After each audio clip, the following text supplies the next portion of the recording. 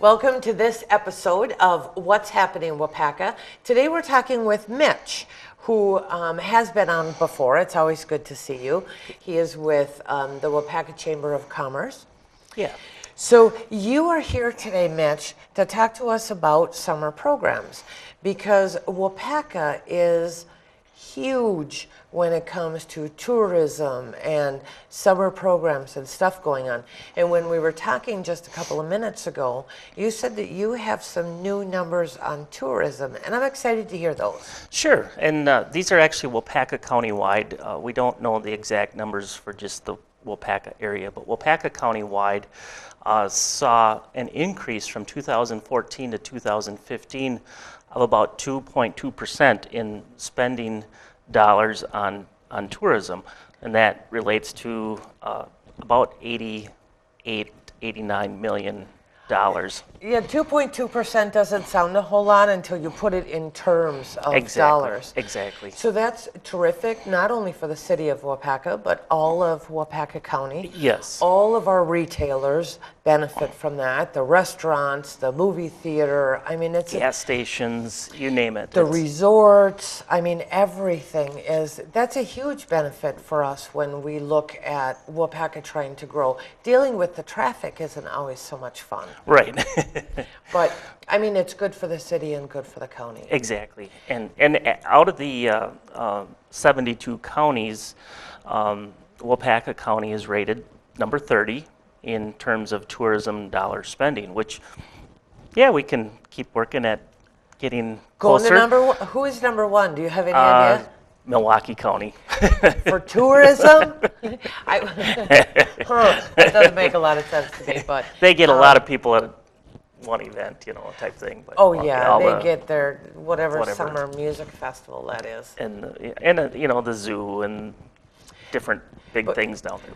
But it's, I mean, it's kind of neat that, because Waupaca really is fairly much out in the middle of nowhere, kind Right, of. we're And we're not centrally huge, located in the state. 6,800 people or whatever it is. Yes. So it's really exciting, and it's such a great boon, not only for the businesses around here, but for all of us consumers and regular people, because it really is good for everybody. Yes, and we try to, granted the summer is the peak tourism season for us, but we try to, do things in the niche or shoulder seasons.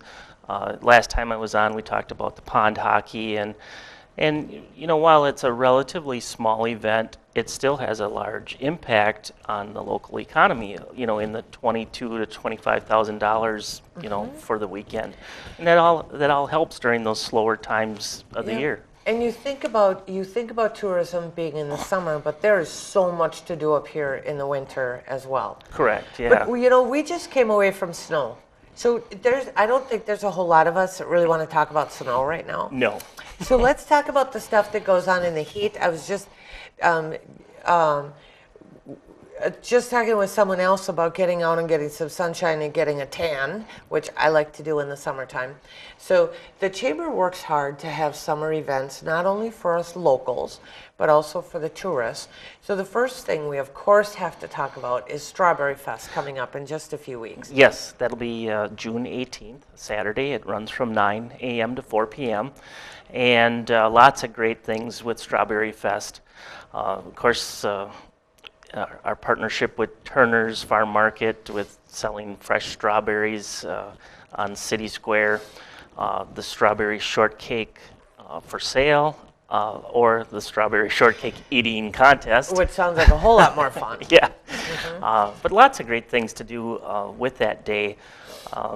There's about 150 vendors, craft vendors and resellers that are there. Lots of neat things to shop for. We have entertainment, a couple of bands. We'll have the Justman Band and Orlo and the CWB Band on the historic bandstand here on City Square. We'll have a kids area with the inflatable bounce houses and other activities, petting zoo and such. So just a great one-day event to bring the- people to town and Well, sure, and for the entire family. So if Exactly. I've got young kids or if I've got teenagers, I've got all kinds of stuff for them to do as well. Because Yes. sometimes they're like, I don't want to go to that. It's going to be boring. Sure. there's stuff for everyone. Yeah. Sure. And then you guys take a break because I know Strawberry Fest is a huge amount of work for the chamber.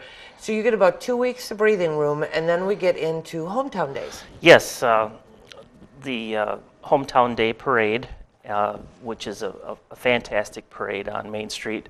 And it's so neat to look up and down Main Street and just see many people deep for the whole length of Main Street out to watch a parade. And there's no better day than the 4th of July, our Independence Day, to watch a parade. And, we have some very great volunteers that help with that parade in coordinating and such. And then, of course, it leads into the chicken barbecue down at South Park, and of course the fireworks over Shadow Lake on South Park that evening. So just a great day. Lots of folks, plan family and friend picnics that day, but the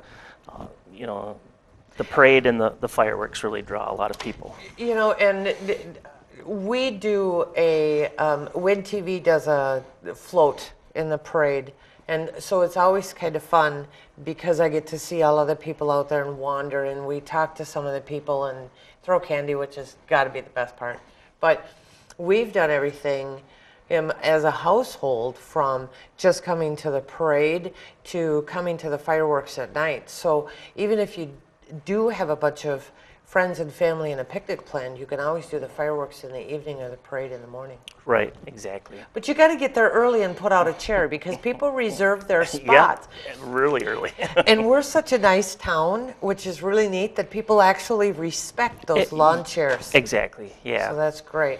So that takes us through the beginning of July. Is there anything else going on in July or August? Well, yeah, there's last summer we started some summer nights events, the mini golf and homecoming and such. We're adding another event in July. That'll be a summer nights event. It'll be kind of an Olympic Waupaca Games type event, and so we'll get some more information out on that shortly.